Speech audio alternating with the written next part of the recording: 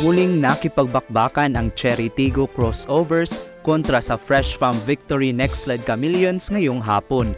Parehong galing sa panalo ang bawat koponan, kaya't exciting malaman kung sino ang unang magkakaroon ng talo. Hanep nga ang ipinakitang performance ni Cat Bell noong nakaraang laro, kaya naman mataas ang expectations para sa kanya sa game na ito. Ang tanong, napanindigan niya ba ang expectations kontra sa import ng next sled na si Megan Hart? Unang nagparamdam ang Cherry Tigo sa early part ng set 1, subalit hindi galing kay Bell ang mga puntos, kundi contribution ng kanilang mga local players.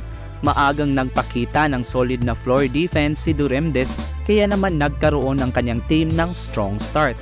Subalit nagparamdam naman agad itong si Hart na tinabla agad ang scores matapos magkaroon ng back-to-back points courtesy of her quick attack and solid block. Sinagot naman agad ni Bell si Hart at nagpakawala ng isang malakas na spike na nagbigay ng 3-point lead para sa Cherry Tigo. Patuloy ang pagkana ni Bell ng puntos hindi lang sa spikes dahil pati serve niya ay parusa na rin sa depensa ng next sled. Confidence is popping na rin for Aragalang matapos mag-contribute ng points sa latter part ng set. Hindi na nagpapigil si Bell at ibinulsa ang set 1 sa score na 25-16. Nagpatuloy ang pagharurot ng Cherry Tigo sa set 2 at hindi talaga kayang pigilan ng next sled ang mga tusok and powerful hits ni Bell. Kumana agad siya ng 14 points at hindi pa tapos ang set 2 ha. Nagparamdam naman si Ebon para sa kanyang kupunan, subalit talagang tinatapatan agad ni Bell ang point production nila.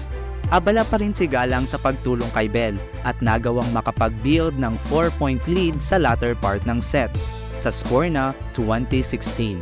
Galang is really proving that she's back on her peak matapos ang scoring prowess na ipinapakita niya in this game.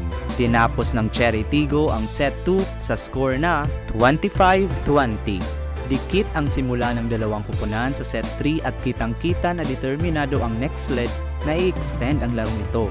At kita nga dahil maaga nilang na-activate ang opensa nila, lalo na si Hart na naging tahimik sa set 2. Dikdikan ang laban dahil mukhang huwag muna tayong umuwi ng bini ang theme song ng next sled ngayon dahil talagang tinatsaga nilang di makalayo sa score ng Cherry Tigo.